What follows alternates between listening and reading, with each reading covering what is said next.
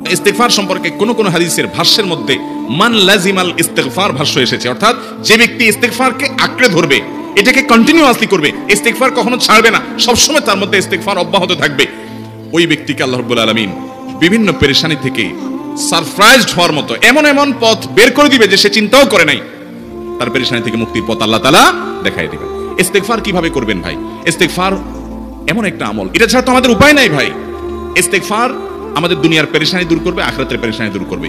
দুনিয়ার পেরেশানি আমাদের বিপদ আপদ মুসিবত, এগুলো রিজিকের অনটন অভাব এগুলা, আর আখিরাতের পেরেশানি হলো আমাদের পাপ গুনাহ এগুলা। কোরআনে কারিমে আল্লাহ রাব্বুল আলামিন সূরা নূহের মধ্যে আল্লাহ নবী নূহ আলাইহিস সালাম তার সম্পর্কে বলছেন, ফাকুলতু আস্তাগফিরু রাব্বাকুম ইন্নাহু কানা গাফফারা ইউরসিলিস সামাআ আলাইকুম মিদরারা ওয়া ইউমদিদুকুম বিআমওয়ালিন ওয়া বানিন ওয়া ইয়াজআল লাকুম জান্নাতিন ওয়া ইয়াজআল লাকুম আনহারা। তিনি বলেন, আমি বলেছি আমার জাতিকে তোমরা ইস্তেগফার করো, আল্লাহর কাছে ইস্তেগফারটা করতে থাকো। রুটিন ইনকাম নাই, ব্যবসা খারাপ যাচ্ছে, পেরেশানি হচ্ছে, ইস্তেগফার ধরো, কি হবে? ইন্নাহু কানা গাফফারা। যদি ইস্তেগফার করো, এক নম্বর লাভ হলো আল্লাহ মাফ করে দিবেন গুনাহ।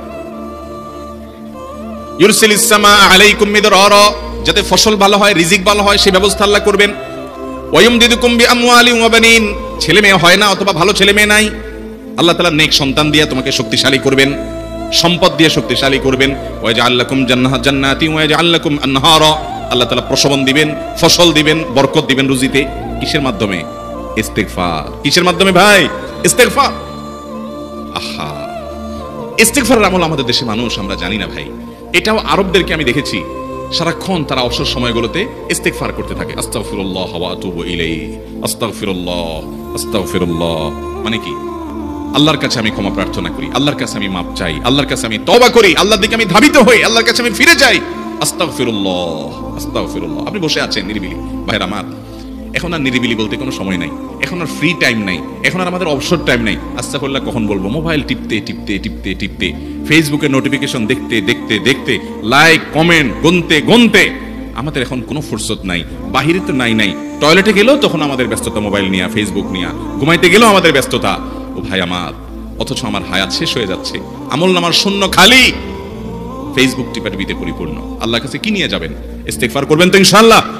অবসর সময় ইস্তেগফার করবেন তো ইনশাআল্লাহ? নিরিবিলি আছেন, একাকী আছেন, ইস্তেগফার চালায় দেন। 10 সেকেন্ড টাইম পাইছেন, ইস্তেগফার শুরু করে দেন। ডাক্তারের কাছে গেছেন, ওয়েটিং এ আছেন, বসে আছেন, ইস্তেগফার করতে থাকেন। সিরিয়াল আছেন কোনো কাজের, ইস্তেগফার করতে থাকেন। ডিউটিতে যাচ্ছেন, গাড়িতে, বাইসাইকেলে, বাইকে, যে কোনো ভাবে পায়ে হেঁটে ইস্তেগফার করতে থাকেন। যে কোনো অবসরের সময়গুলোকে ইস্তেগফার দিয়ে পরিপূর্ণ করে দেন। ভাইরা আমার, ইস্তেগফার সকল সমস্যার সমাধান। ইস্তেগফারের ভিতরে সবচেয়ে শ্রেষ্ঠ ইস্তেগফার হলো সাইয়্যিদুল ইস্তেগফার। সাইয়্যিদুল ইস্তেগফারটা যদি মুখস্থ না পারেন, অন্তত লিখিত ভার্সনটা পড়েন।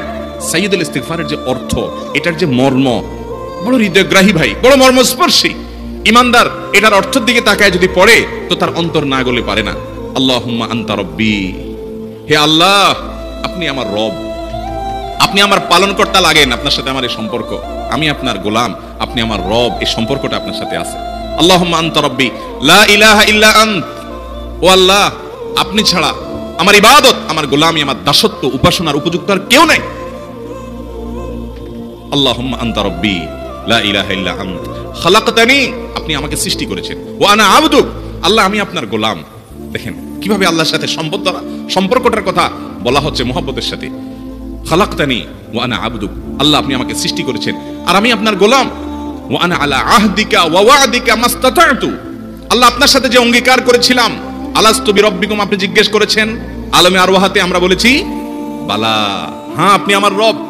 আপনাকে রব হিসাবে স্বীকৃতি দিয়ে আপনার গোলামি করার যে অঙ্গীকার আমরা করেছি, কালিমাতুশ শাহাদাত আমরা পাঠ করেছি, এই যে আপনার সাথে কৃত অঙ্গীকার, রব হিসাবে স্বীকৃতি দেওয়ার পর, গোলাম হিসাবে মেনে নেওয়ার পর, আমি আপনার যে গোলামি করার কথা ছিল, ওয়া আনা আলা আহদিকা ওয়া ওয়া'দিকা মাস্তাতা'তু, যতটুকু পারছি আমি সেই ওয়াদার উপরে থাকার চেষ্টা করছি আল্লাহ। ওয়া আনা আলা আহদিকা ওয়া ওয়া'দিকা মাস্তাতা'ত আবুউ লাকা বিনি'মাতিকা আলাই, আল্লাহ আমি স্বীকার করি আপনি আমার প্রতি অনেক নিয়ামত দিয়েছেন, অনেক নিয়ামত দিয়েছেন, এটা আমি স্বীকার করি। ওয়া আবুউ লাকা বিযামবি, আর আমি এও স্বীকার করি যে আল্লাহ অনেক অপরাধ, অনেক পাপ আমার দ্বারা হয়ে গেছে। ফাগফিরলি, অতএব আপনি আমাকে মাফ করে দেন। ফাইন্নাহু লা ইয়াগফিরুয যুনুবা ইল্লা আনতা, কারণ আপনি ছাড়া কেউ গুনাহ ক্ষমা করতে পারবে। ভাইরা আমার, অর্থের দিকে লক্ষ্য করে করে মর্মটা বুঝে বুঝে একটু সাইয়্যিদুল ইস্তিগফার পড়েন, লেখা দেখে দেখে পড়েন, ইউটিউব থেকে দেখে দেখে পড়েন, কিন্তু পড়েন। আল্লাহুম্মা আনতা রাব্বি লা ইলাহা ইল্লা আনতা খালাকতানি ওয়া আনা আবদুকা ওয়া আনা আলা আহদিকা ওয়া ওয়া'দিকা মাসতাতা'তু আউযু বিকা মিন শাররি আবু'ু লাকা বিনি'মাতিকা আলাইয়া ওয়া আবু'ু লাকা বিযামবি ফাগফিরলি ফাইন্নাহু লা ইয়াগফিরুদ দুনুবা ইল্লা আনতা।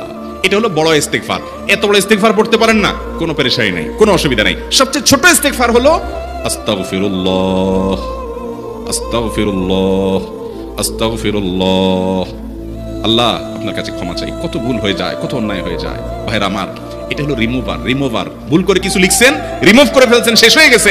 আপনি ঘন ঘন ইস্তিগফার পড়তে থাকেন, অগণিত ভুল হয়, অগণিত ত্রুটি হয়, বারবার ইস্তিগফার এগুলোকে সবগুলোকে শেষ করে দেয়। ভাইরা আমার, নিরাপত্তা এনে দেয়। আল্লাহ কোরআনে কারিমে বলেছেন যে আপনার রব